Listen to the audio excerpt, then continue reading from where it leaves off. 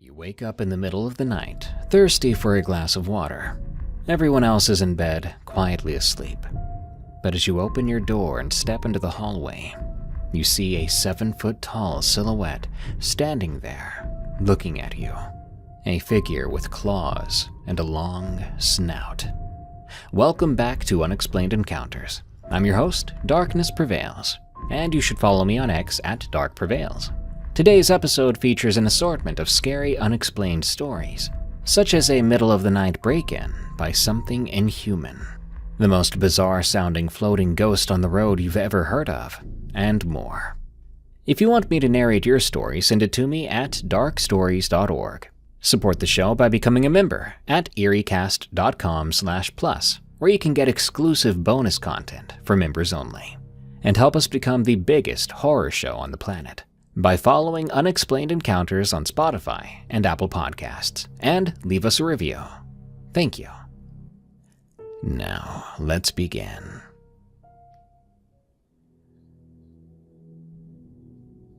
She Had No Face, from Spooky Chan. This story begins back in the summer of 1997. I was 12 years old at the time. My family and I had just moved into a new house about half an hour away from where we used to live. It was a warm summer night, and my parents had agreed to let my friends have a sleepover, and I was eager to show them around my new house. My friend, I'll call her Emily, and my other friend, I'll call Stephanie, came inside and were warmly greeted by my mother, who had prepared us some chocolate chip cookies. I then showed my friends around the new house. We then made our way to the living room, where we set everything up for the slumber party. Emily excitedly opened her bag to show me some spooky movies that she had brought with her, and rushed to the VCR to put one in. My mother quickly said, "Don't you girls watch anything too scary tonight. I'll be just in the other room with your dad, if you need anything." She then retired to her room. After she left, we snuggled up in our blankets and put on the movie. When it was over, we were still pretty wired, and not ready for bed yet. "I brought some games for us to play," Stephanie said. She unzipped her bag and emptied it on the floor. There were a few boring games. Nothing really too interesting stood out at first, but then I did see something underneath. I reached down and pushed the other games aside, revealing what looked to be a glow-in-the-dark Ouija board. "Oh," Emily said, grabbing the box from my hands. "Is this what I think it is?" "Sure is," Stephanie said with a mischievous smile. "I snuck it from my older brother's room. He'd kill me if he knew I had it." "I'm not sure if we should mess with this," I said, a little worried. "I don't want to accidentally summon anything." "Come on," said Stephanie as she smirked. "You don't actually believe in that, do you? It's just a board game. It can't summon anything." "What's the harm to just try it?" Emily added. "We can stop anytime we want, end the session before anything weird happens." "All right then," I said with a sigh. "We can try it this once, but if anything weird does happen, we're stopping right away." My friends shouted excitedly in unison. They took the board out of its box and laid it on the coffee table. We found some candles in the closet. We set them around the board and lit them. Then we turned out the lights and sat down. "So, how do we use the thing anyway?" I asked. Emily and Stephanie then began to explain the rules to me. "We need to ask a question first," said Stephanie. "Then we put all our hands in the planchette. It'll guide us letter by letter to the answer. And don't forget to put the planchette over goodbye when you're done," Emily added. "You ask the first question," said Stephanie. "This is your house, after all, your new house. Maybe you can ask if there's any ghosts here." "Okay," I said, nervously. Are there any spirits here with us tonight?" I asked, quietly. "If so, please answer." We all held our fingers over the planchette, waiting for an answer, but nothing responded. "See, I told you there was nothing to worry about," Stephanie said. We put the planchette over goodbye, blew out the candles, then turned back on the lamp. "Well, that was lame," Emily said with disappointment. "I was hoping for some actual ghosts." I laughed and admitted that I was glad we didn't get a response, and that we quit sooner rather than later. We were still full of energy and eager to do something else fun, but none of the other board games sounded interesting. We then decided the best game to play would be hide and seek. I wanted to go first, so Emily and Stephanie ran on to go find a hiding place. I closed my eyes and counted to 10. After reaching 10, I ran off in search of those two. Emily was always the easiest to find, so I found her first. She was in the bathroom shower behind the curtain. She and I then split up to go find Stephanie. As I made my way towards the back of the house, I noticed the door to my dad's office room was open. My father had a hobby in his spare time of building models of airplanes, as well as cars, and all his important equipment for that was in that room. He usually kept it locked, so I wouldn't mess around with any of it. "Stephanie," I said urgently, as I approached the room. "You can't hide in there. This room is off limits." I walked inside and looked around, but I heard no response from her. "Stephanie, this isn't funny. If Dad catches us in here, we're in big trouble," I said, getting even more annoyed. Just as I was about to say something else, I saw something quickly dart behind the office chair. I felt this rush of fear come over me as I slowly approached the chair. "Stephanie?" I asked, struggling to get any words out. "Is that you?" I stuttered. I felt a light chill, and then I heard a raspy whisper behind me. "No." The voice answered. All of a sudden, my stomach felt like it fell through my feet, and I ran for my life out of the room, screaming. Stephanie popped out of the broom closet in the kitchen, where she'd been hiding, and Emily came running out of the living room. What's wrong?" they both asked, trying to calm me down. I frantically tried to explain what just happened, when my dad stormed out of my parents' bedroom. "What on earth is going on?" he asked with concern. I tried to tell him what happened, but he didn't believe me. He said those scary movies put me on edge, and he told us all to go to bed. I settled into my sleeping bag, still disturbed by what had happened. We were all sleeping in the living room that night. My friends were already fast asleep by the time I started to get even sleepy at all. I closed my eyes, and then I heard the sound of a faint whispering. I bolted right up, looking around the room, wide-eyed, heart pounding. I didn't see anything, but I could hear whispering from every direction. I tried to wake my friends, but to no avail. They weren't responding. I slowly got out of my sleeping bag, trying to pinpoint where the whispering was coming from, but I couldn't figure it out. I looked towards the back of the house. I saw the office door was now slowly creaking open. Then there was what appeared to be a woman's hand reaching out from the room. The fingers slowly ran across the door, but then they disappeared back into the darkness of the room. There's no way I just saw that, I thought to myself. I was frozen and terrified, then came to my senses only to realize I'd walked all the way towards the door somehow, without me even knowing. I felt that cold rush of air again.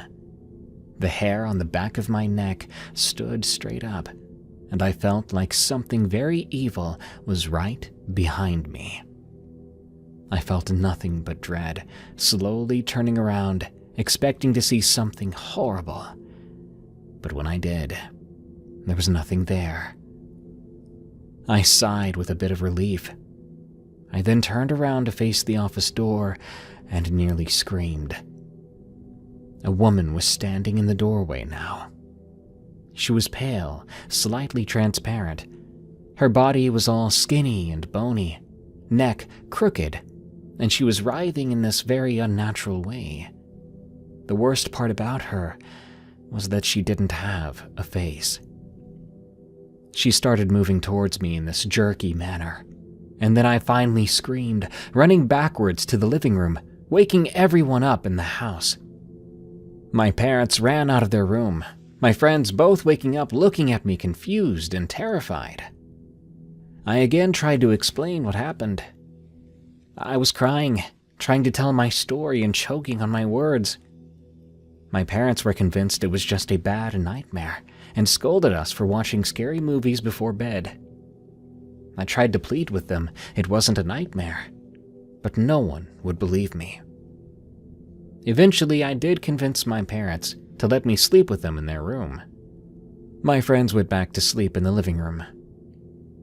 Finally, after laying awake for what seemed like an eternity, reeling over what had happened in my head, I fell asleep.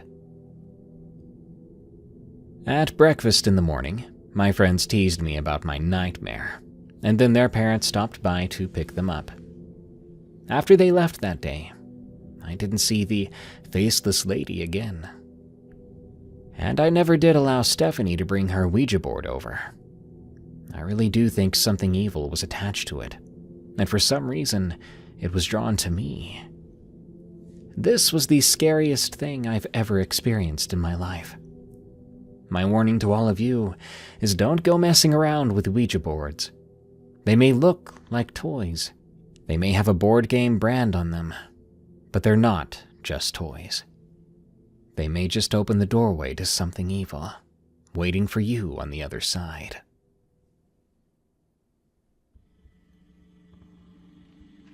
Cafeteria Ghost or Demon. From Child of Artemis 24. I work at a local high school cafeteria. I've been here about 3 years by now. The high school is the only high school in our town, and we've got 900 kids. Even for a small town, that's a lot of high schoolers for a school.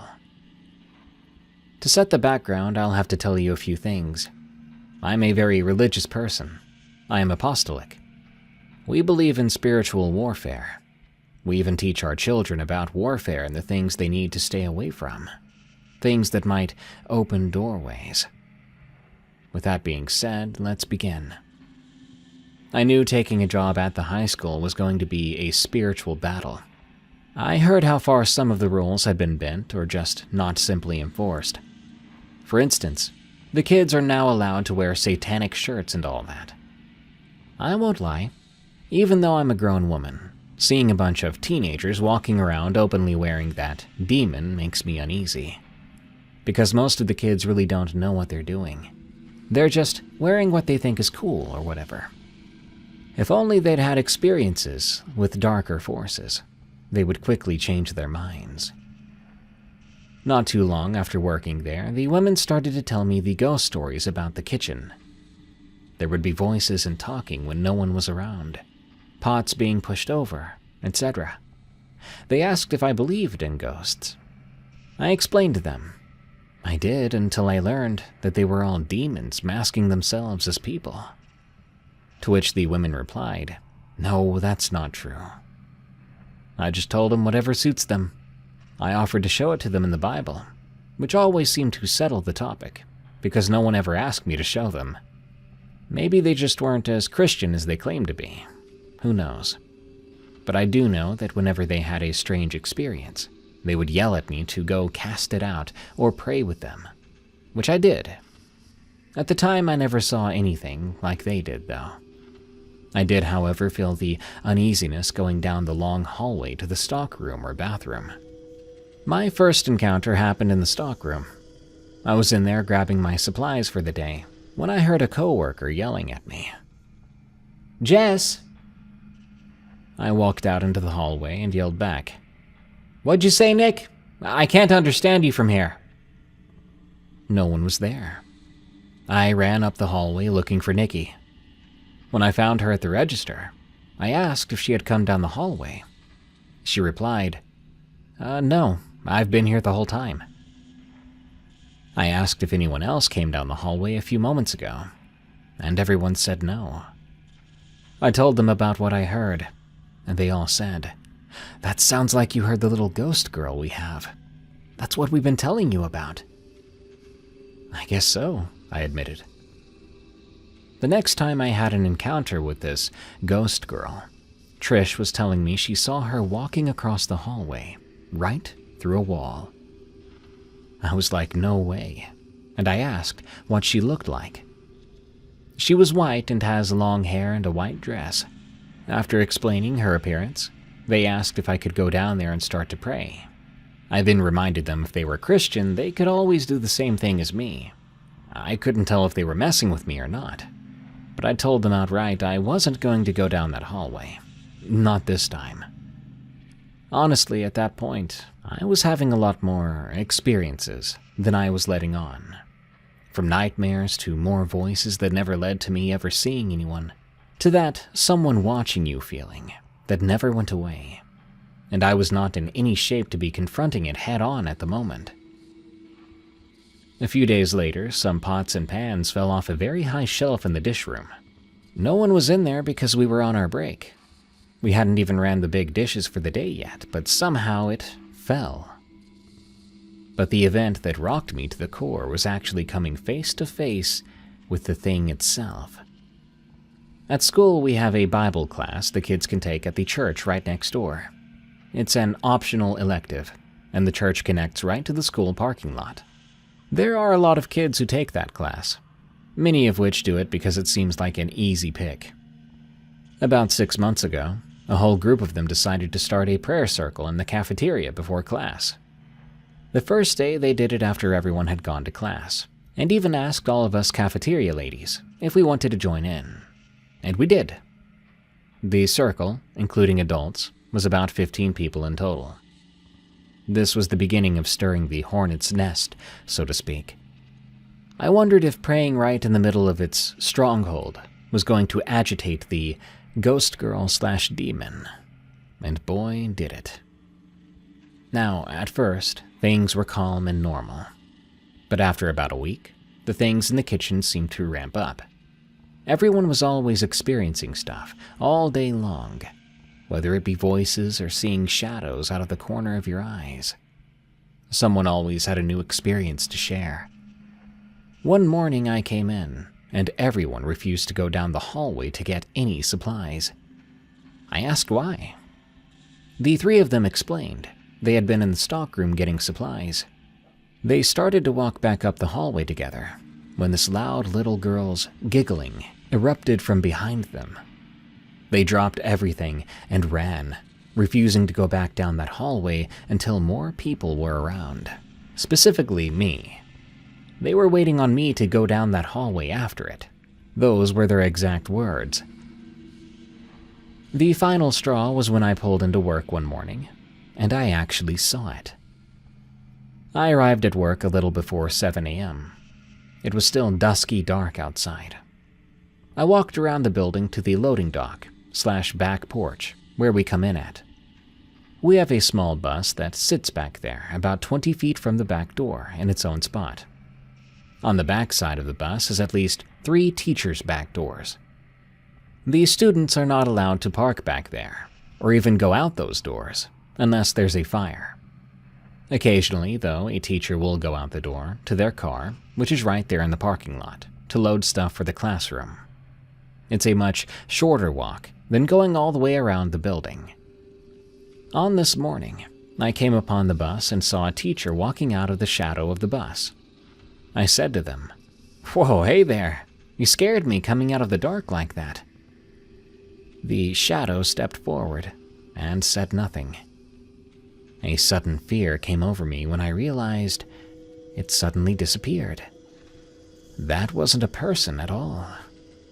I immediately walked into the kitchen, grabbing my anointing oil, starting to pray and putting it over every door and window in there. My boss asked what I was doing, and I said, "I'll explain it later." She didn't need an explanation. She was a pastor's wife. She knew what I was doing. And the fact that I was even going to that extreme at that moment was serious. I asked everyone if everything was okay in their personal lives. No crazy nightmares or strange things happening at home, like it does here. They said no, which only left the prayer group of kids. I ended up overstepping my boundaries, asking some of those kids if everything was all right in their lives. No nightmares or crazy things, I asked. They said no too, then asked why. I explained that the devil likes to fight back, and he definitely didn't like us praying in his camp. After the kids went to class, one girl came to me and said her friend was suffering from demonic nightmares. They said they told their pastor, and they prayed for her, but she was still having nightmares and even seeing things. Needless to say, asking those kids those questions got me in quite a bit of trouble with my supervisor. I don't know what happened to that girl, or if her dreams stopped, but I'm not allowed to even talk to them at all. I don't go pray when they ask me to anymore either. I don't even pray for my coworkers at work anymore. I used to pray for them on the spot, but since I got in trouble, I just don't.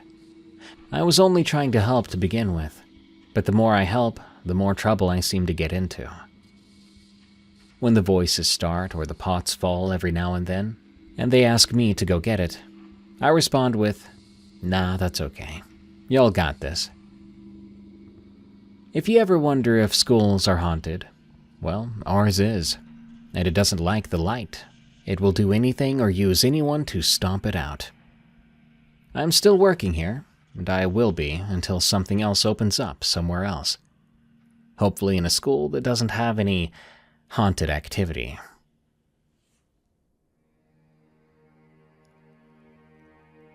Floating ghost snake thing from Polaris 700. This is a story that happened a while back now. I'm a 30-year-old man from a small town in central Ontario, where I still live today. The story happened when I was about 16 years old, and I still swear by it. One Friday in high school, at the end of the day, we all heard about this party that was going to be happening that night in North Eeriea. Eeriea is a small city, but the north part is in the outskirts, and it's very rural, a farming community. So me and my buddy Frank decided we wanted to go to this party. At the time, I didn't have my own vehicle, and Frank had just gotten his first truck. Just some small Mazda. Frank picked me up from my house, and away we went. We got about 15 minutes from the party and crested a small hill. There was a whole family of raccoons right there in the middle of the road. Unfortunately, there was no time to brake. We felt horrible, but there was nothing we could do. The damage was done, so we kept on going. We kept driving for about 5 minutes after that. This is where things got weird. We were about to cross over a small bridge with steel guardrails on each side. The guardrails are roughly 3 feet high. Suddenly, I see this thing kind of just appear out of nowhere on the right side of the bridge. The only way I can describe it is a freaking floating ghost snake. The thing was literally floating 3 feet off the ground, the same height as the guardrail, and was roughly about 8 to 10 feet long and translucent. It was like a giant see-through floating anaconda. As I saw this thing, it floated across the road on the bridge and literally went right through the steel guardrail and disappeared. It sounds ridiculous, I know, which is why I didn't say anything at first. I thought I was seeing things. Then, all of a sudden, Frank yells, "What the heck was that?" I replied, "You saw that too?" "Yeah, a freaking floating ghost snake." I replied, "That's exactly what I saw." We had no explanation for it. We decided to still go to the party, and we talked about it the whole way there and back. We never told anyone at the party, though, sure that they would never believe us. They'd probably think we were insane. Fast forward about 15 years. I was hanging out with my siblings and my mother, telling stories about strange things that had happened to us, and I decided to tell them this story. Maybe they would believe me, maybe they wouldn't. So I told them, and they actually did believe me, thinking the story was quite creepy. I then texted Frank that night, who I hadn't talked to in years by then. All I said was, "Hey man, remember that floating ghost snake thing we saw that one night?" He replied, "That's so weird that you just messaged me about that, because I was just thinking about it yesterday." I've never seen anything like it since, and I listen to these podcasts and many others, hoping to hear of something similar. I even tried Googling it, but no luck. If anyone listening has had a similar experience, please share it. I'd love to find out what the heck me and Frank saw that day. Brick House on the Corner, from Sparkle Drop 34. These encounters happened back in 2002 when I was 12. For starters, my family and I are religious people, and at the time of this story, we would go to church on a regular basis. Sunday mornings, Sunday nights, and even Wednesdays. While I don't believe in ghosts or the afterlife, I do believe in angels and demons. To this day, my family doesn't know what lurked in that brick house on the corner in Pennsylvania. My family had just moved to Pennsylvania. My dad had gotten offered a job to work with his older brother at the local church. We moved into a 2-story brick house with 2 bedrooms on the main floor, which was where mine and my brother's rooms were. My parents' room was upstairs. If you went up the stairs, you could go to the left where the bathroom was, and to the right was my parents' room. In between was a short hallway with the stairs coming up the middle. One night, my mom woke up to use the bathroom. As she was walking back to the bedroom and walking through the hallway, she could feel a presence behind her. She turned her head slightly and saw 2 people standing there. She was so terrified that she ran back to her bedroom and crawled under the blankets. A few years before my family moved to the house in Pennsylvania, I'd had this dream. It was about a little boy who had red hair and freckles. He had to have been about 6 or 7, and he seemed like he was from the 50s. All I could see in my dream was his face. No matter if I opened or closed my eyes, his face was there just staring at me. For some reason, this dream terrified me so much, I ran to my parents' room and slept with them. That whole night I could envision this boy as clear as day. Now, fast forward to 2002, when we lived in Pennsylvania. I was going through my closet in my bedroom. I reached my hand way to the back of the top shelf, pulling out an old sepia-colored school photo of a little boy with red hair and freckles from the 50s, and he seemed to be no older than 6 or 7. I ran to my mom to show her the photo. I told her that this was the same boy that I saw in my dreams a few years ago. I never found the history of the little boy. Maybe I'd had a premonition or something. Now, my dad was always a stickler with making sure all the lights were turned off in the house, as well as the basement door always being shut. There were a few times when my family and I would come back from church, or just going out, and all the basement lights would be on, and the TV would be turned on full blast. Plus the basement door would be wide open, but no one had been home. My last story is from the last summer that we spent at the house. We had an above-ground pool that was only 3 feet deep. My family would always do late-night swims, just goofing off in the pool. One night, my brother and I were doing a late-night swim while my parents and some of their friends were inside. We were snorkeling under the water, when suddenly, we both felt like we were being watched. We also heard this faint humming sound. When we came up to the surface, we both saw this white furry figure standing over the edge of the pool just watching us.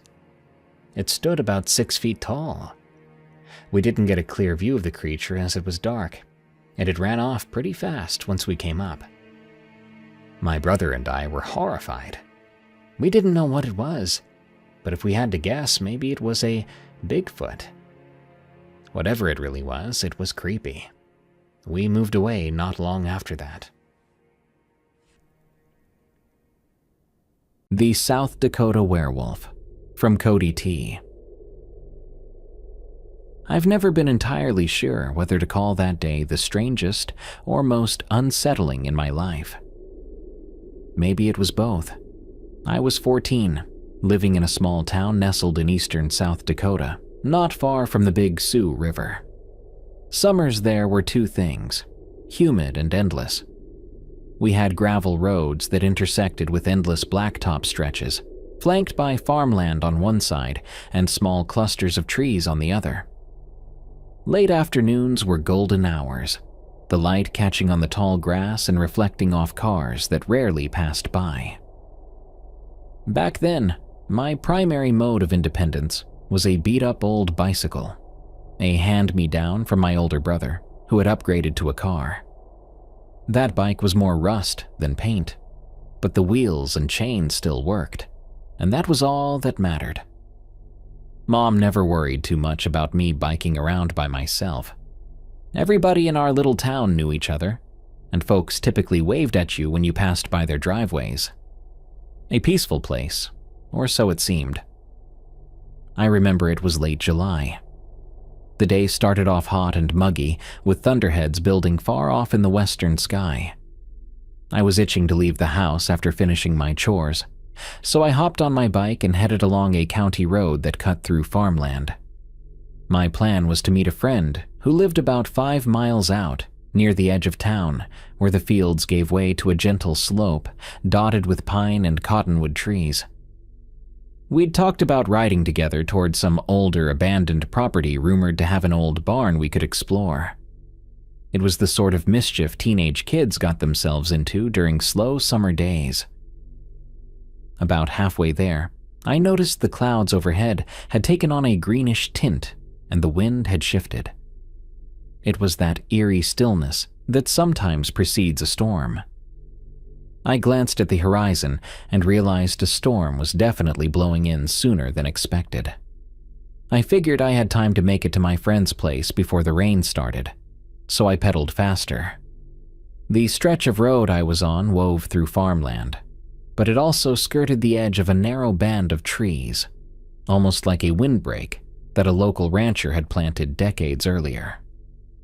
Right as I neared that tree line, the air turned cooler. It felt almost like stepping into a shadow, even though the sun was still above the horizon. I remember catching a whiff of damp earth, as if rain had already fallen somewhere close by. My gaze swept over the trees, which were mostly pines and a few taller cottonwoods, their leaves quivering in the wind. I couldn't see far past the first few trunks, but it always gave me the sense that those woods were deeper than they looked. A thin line from the outside, but maybe thicker once you stepped in. That's when I heard it. A sound just beyond the ditch, close to where the barbed wire fence separated the road shoulder from the trees. It wasn't a normal rustle, like a deer stepping on dead leaves or a rabbit darting behind brush. It was heavier, more deliberate, almost a pacing noise, as if something was keeping time with me. My foot hesitated on the pedal, and I slowed to a near stop, scanning the undergrowth. A gust of wind rattled the leaves, and for a second, I thought maybe it was just my imagination playing tricks, fueled by the changing stormlight. But then a shape moved, dark, maybe 4 or 5 feet off the ground. At first, I told myself it had to be an animal, a coyote standing on its hind legs or a stray dog. But it wasn't the right shape for that. Honestly, I couldn't make out a clear outline. I just remember seeing something large, dark, and quick, and yet it didn't run off like a startled deer or coyote normally would. It was just watching. For a heartbeat, I was frozen. My hands squeezed the handlebars so tight that my knuckles went white. I tried to rationalize. Maybe it was a person. We had plenty of hunters around, though it wasn't deer season. Or maybe a neighbor's large dog lurking in the brush. But my gut told me this was different. The figure was upright, nearly my height, even a bit taller, but stooped like it was crouched behind one of the cottonwoods. I could see a faint outline of a head that seemed too narrow, and the eyes, They glinted, catching the bit of fading sunlight. I remember that reflection all too well. A few long seconds passed. The wind kicked up more dust on the road, and I started to wonder if I should turn around. Instead, some teenage bravery or foolishness, I can't decide which, made me inch my bike closer to the fence line. I wanted a better look. Another part of me wanted to reassure myself it was just my imagination, but I only made it a foot or two before the shape suddenly moved again, darting to the left, deeper into the stand of trees. This wasn't a calm stride. It jerked with speed and agility, like something used to moving on all fours but forcing itself to move upright. I remember the bizarre impression of something walking on elongated limbs, the geometry just off from a standard human form. No dog or coyote would have that posture either. I caught a brief glimpse of something, an arm or leg, covered in a coarse, patchy fur. Then it vanished behind a wide trunk. It didn't go far. I could still hear it breathing, or maybe that was the wind in the branches. My mind was reeling. I had this primal sense that it was just beyond my line of sight, waiting. Then came a low, guttural sound, like a half snort, half growl. My pulse thundered in my ears. I don't even remember consciously making the decision to pedal again. Suddenly, I was back on the bike, pushing those pedals as fast as they could go, the chain rattling, my heart pounding. I flew down that road, all thoughts of meeting my friend forgotten. All I wanted was to get home. The storm hit within minutes. Sheets of rain and blasts of wind hammered against me. Normally, I would have pulled over or taken shelter in a barn or under a sturdy porch roof, but I had no intention of stopping. Thunder boomed, lightning strobed the sky, and each time it lit up the landscape, I'd glance at the tree line, expecting to see that figure loping along beside me. I never saw it again, but that didn't calm my panic. I could practically feel eyes on me, even if it was just leftover terror. By the time I screeched into our driveway, I was soaked to the bone, shivering. My parents were alarmed because I was white as a sheet. My mom thought maybe I'd nearly been struck by lightning. I couldn't bring myself to tell them the full truth. I muttered something about seeing a weird animal by the trees. My dad, a longtime rancher, said it might have been a wolf or a large coyote. That night, I tried to convince myself he was right, but I knew deep down that I had seen something else. Over the years, I've talked myself in circles trying to explain it. A trick of the light, a misidentified deer standing oddly, maybe a big dog half hidden by brush, spooked by the storm. Those explanations never sat well with me, though. There was an intelligence in that shape's eyes, something that made the hair on the back of my neck prickle. I've gone back to that same stretch of road a handful of times as an adult, driving with the windows down, scanning the same tree line. It feels different now, older, maybe a bit more open after some of the trees were cleared, but I still get uneasy when the wind rustles the leaves just right. I never told my friend why I bailed on him that day. We joked about it later. He teased me for missing out on the barn exploration. I just shrugged. It took me a long time to mention the story to anyone, mostly because it sounds too bizarre. If I was reading or hearing someone else say this, I'd think they'd either dreamt it or mixed up details. But I remember every sensation vividly. The damp air, the greenish storm light, and that feeling that some presence in the trees was sizing me up. I'm in my 30s now, moved away for college, settled in a mid-sized city. Yet whenever I visit home, the open sky and endless roads remind me of that day. My parents passed a few years back, and I sold the house. But part of me always wants to drive that county road just to see if anything might be lingering in those trees.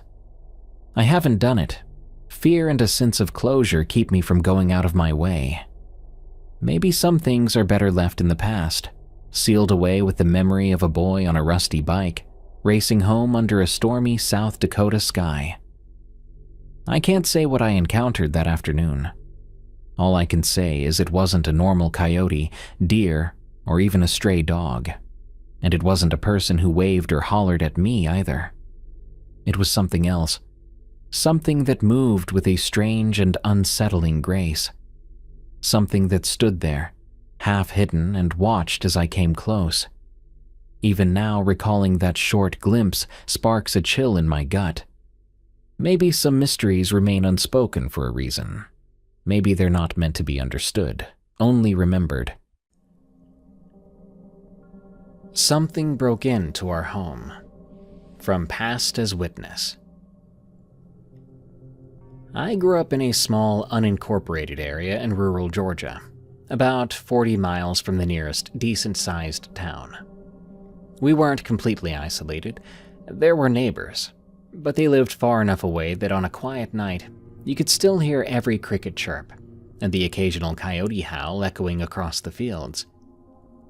My family owned a modest homestead, a single-story home with creaky wooden floors and a wraparound porch that saw better days when my grandparents were alive. The nearest street lamp was half a mile down the main road, so after sunset, everything beyond our windows turned to deep shadow, lit only by moonlight or the distant glow of porch bulbs, if distant folks left them on. Life was slow, simple, and mostly peaceful. But once in a while, something would happen that none of us could fully explain. This story happened when I was around 9 or 10, maybe 4th grade. I still think about it every now and then, especially during late-night storms when the wind howls across the roof. It started on a cool spring evening. I remember it being around mid-March, just after the time change, so the days were getting a bit longer. But that night, the moon was nowhere to be seen behind heavy clouds. I was in bed early, probably around 8:30 or 9 p.m., because I had school the next morning. My older sister, Rose, had her own room across the hall. My parents' bedroom was on the opposite end of our little L-shaped hallway. We had a habit of sleeping with our doors locked. It might sound weird to people from the city, but out in the country, there's an old habit of locking your inside doors, especially if your house isn't in the perfect shape. We had some trouble with raccoons sneaking in through screen doors, or occasionally having stray dogs nose their way in if the front door was left unlocked. Plus, my dad would always say, "If you feel safer behind a locked door, then lock it." So we did. One night, something stirred me awake, sometime well past midnight. No storm, no thunder, but I distinctively remember hearing a low, steady wind outside. I blinked in the dark. My heart was pounding as if I had just snapped out of a dream. At first, I assumed I'd heard a branch scraping against my window. Maybe the wind had rustled through the bushes near my bedroom. We did have old pine trees out back, tall enough that their needles would sometimes scratch the roof when a gust came through. But this was different. A scratching sound, followed by what I could only describe as a heavy, dragging noise along the porch. Like someone big and strong was shuffling slowly, or maybe something with claws was stepping carefully on the wooden boards. I held my breath. Suddenly, I was hyper-aware of how silent everything was. No frogs, no crickets. That hush told me if there was something out there, everything else had gone into hiding too. I was a restless kid, always more curious than cautious. But something in me just screamed to stay put, to keep still. I sat in my bed, pressing my ear to the thin wooden door of my bedroom. I heard a dull thump on the porch again, as though weight, and I mean serious weight, had landed on those boards. My throat went dry. If it had just been a person, maybe a burglar or a stranger, I'd expect footsteps. Not these weird scraping sounds and panting noises that kept drifting through. Yes, panting, like an animal that had been running and was now sniffing around for a place to rest or feed. And then I caught a shadow moving under my door. Just for a second, but I swore something had passed right by the sliver of light at the bottom. My heart was going mad. I could hear my own blood rushing through my ears. We had a hallway nightlight, a little bulb in the outlet near the bathroom door, so it wasn't pitch black out there. Even from behind the door, I could see faint outlines of something blocked that light. I scooted off the bed, tiptoeing closer. My bare feet pressed carefully against the cool wooden floor, avoiding the squeaky spots by memory. There was a soft creaking as weight pressed on a board right outside my door. It took everything in me not to call out for my parents or my sister. But fear gripped me. I did not want to draw attention if some sort of prowler was in the house. My dad kept a .22 by the door in his bedroom, but at the moment I didn't dare try to go get him or it. I was far too scared I'd come face to face with whatever it was. Then came the sound that I remember most vividly. A long, low growl. It was so low-pitched and gravelly, like a dog's snarl, but deeper, more primal. That one sound turned my legs to jelly. My little doorknob rattled slightly, as though tested by a large hand, or maybe claw, on the other side. My mind was reeling. If someone was messing around in our house, they were doing a disturbingly good job at sounding like a wild animal. I'm not sure how long I stood there, holding my breath, but it felt like ages. If a kid had never had a heart attack before throughout history, I was sure I was about to be the first. Gradually, the scraping footsteps moved away from my door. I heard something brush up against the wall in the hallway, and then, in the distance, a sharper sound, a crack, followed by the metallic grind of the front door's old hinges. Our front door was a big old wooden slab that had come with the house. Dad replaced the locks, but the frame itself had always been a bit worn out. If you slammed it just right, it would pop a hinge. But this noise sounded like the whole door had been smashed against its fittings. The frame squealed. I couldn't tell if it was an animal's growl or a man's grunt, or perhaps something in between. There was silence again, but only for a moment. Then the scrape of nails or claws across wood. It moved outside, circling around the porch. I think I might have let out a tiny whimper then, or maybe it was just the sound of my breath catching in my throat. I knelt by my bed, crawled underneath my blanket, and waited. I remember not even caring that there were dust bunnies and old toys. I just wanted to be as hidden as possible. Eventually, the noise faded into the distance, perhaps around the back of the house. I stayed there, though, awake for the rest of the night, listening for anything. The quiet came back, but I didn't trust it. I wanted to find my parents. I wanted my dad's comforting voice telling me it was just the wind. But I was terrified of opening that door. If the thing had already found its way inside once, how did I know it wasn't still around? I must have dozed off from exhaustion at some point, because I remember opening my eyes to daylight streaming through the windows. My bedroom door was still locked. My shoulders were stiff from lying on the floor. My first conscious thought was that maybe I'd dreamt all of it, and I had that fleeting sense of relief that I'd let my imagination get the better of me. But then my dad's voice thundered through the hall. "What in God's name?" That got me to my feet in seconds.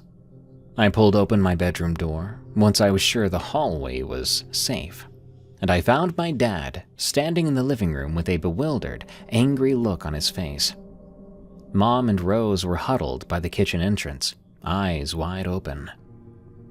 The front door was off its hinges, not just knocked loose, but torn from the frame, which was splintered around where the lock and deadbolt should have latched. The door itself was lying crooked on the porch steps.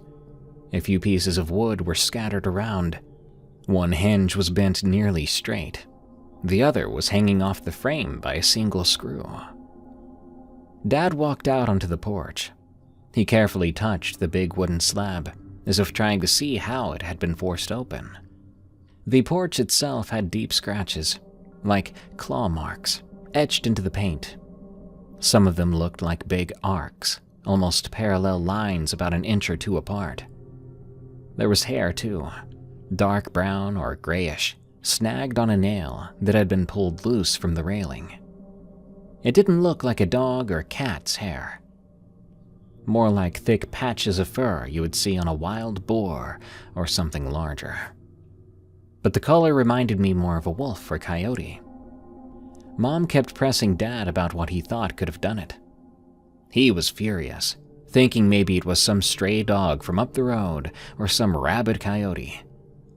Tell me if I'm wrong, but coyotes don't usually break doors off hinges, especially not old wooden doors that still had a functioning deadbolt. Yet, what else could do that kind of damage? A bear, maybe, but we rarely saw them that far south. And if a bear did break in, I doubt it would just leave after ripping off a door. Dad took his shotgun and walked the perimeter of the house, looking for footprints. I peeked out the doorway, staying close behind him, safe in his shadow. Sure enough, in the soft dirt near the porch steps, there were footprints. More like paw prints, but longer. They definitely weren't from a regular dog. I'd grown up around labs and hounds and plenty of random mutts. These tracks were huge, with a shape that hinted at something between a canine's paw and something almost human-like. Dad crouched down, took off his cap, and scratched his head. He was at a loss. We never found an exact explanation. Later that morning, when Dad tried to ask folks around if anyone saw strange animals or had livestock attacked, no one offered any real leads. Our neighbors gave us worried looks when we mentioned what happened. One of them muttered something about wild dogs gone mad, or wolves coming down from the mountains. But that didn't explain the sheer force needed to tear an entire door down. Another, more superstitious neighbor whispered that maybe it was some werewolf. Half joking, though. But I did notice he seemed half serious. You know the way someone might test the waters by saying something silly and playing it off as a joke? It reminded me of that. The next week, we replaced the door with a sturdier metal one. It even had a reinforced frame. Dad started staying up a bit later too, just in case, keeping a shotgun close. He would scan the yard through the windows before bed. I don't think he ever saw anything after that night, but he did admit to hearing some heavy footsteps on side once or twice over the following months. My sister and I never heard it again. Or if we did, maybe we convinced ourselves it was our imagination.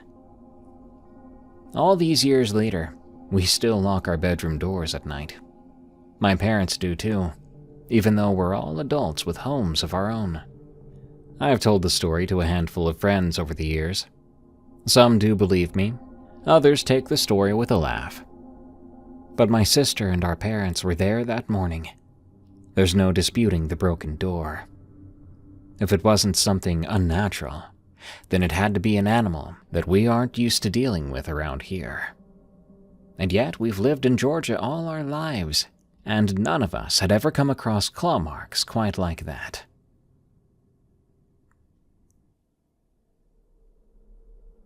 My first strange encounter. From Anonymous. I live in London, and this happened when I went to the store to get some food. I met this homeless man who asked me if I could get him a drink from the store, and I said sure. I was just about to go into the store, but I forgot to ask the person what he would like to drink. As soon as I looked back, he was gone, just disappeared.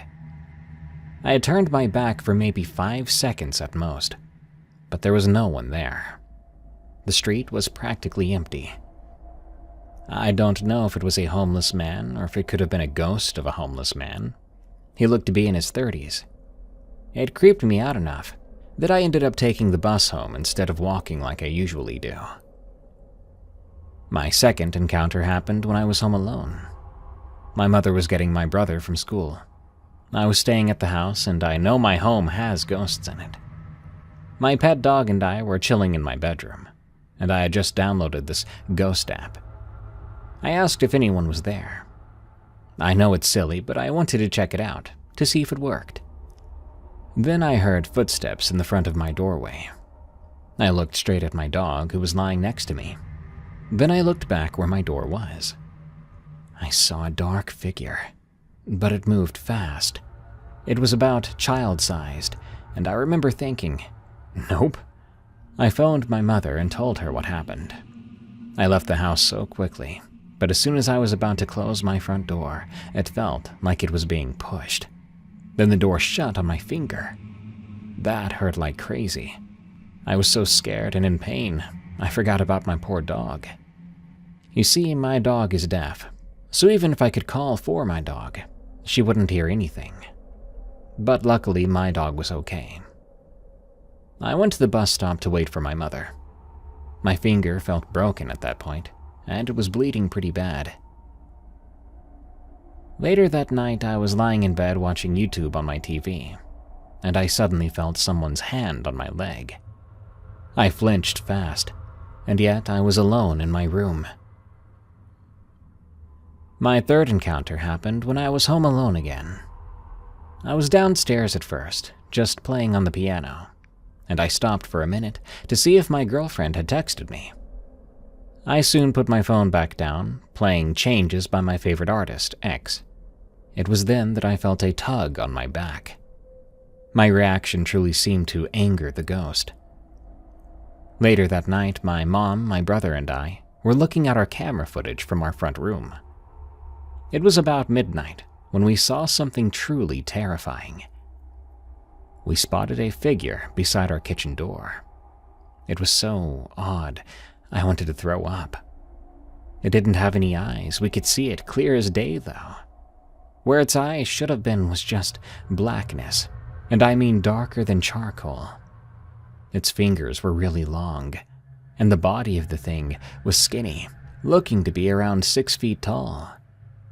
My mom freaked out and started to pray. Then we heard a massive bang downstairs.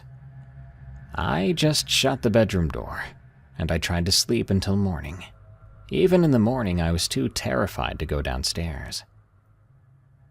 Those are my encounters, and thank you for listening.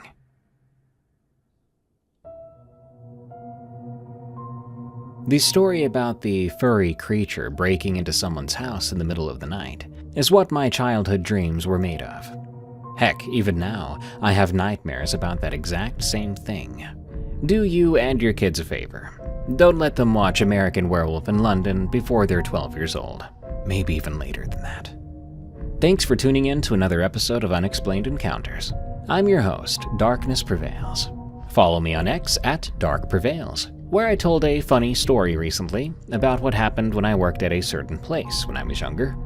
If you want to support the show, become a member at eeriecast.com/plus, where you can get exclusive members-only bonus content and more. Help us become the biggest scary show on the planet by following and rating Unexplained Encounters on Spotify and Apple Podcasts. If you already have, you can subscribe to Darkness Prevails on YouTube, where I post my stories as well. And as always, send us your scary stories of the unexplained at darkstories.org. Until next time, stay safe out there and stay creepy, because this world is a strange one.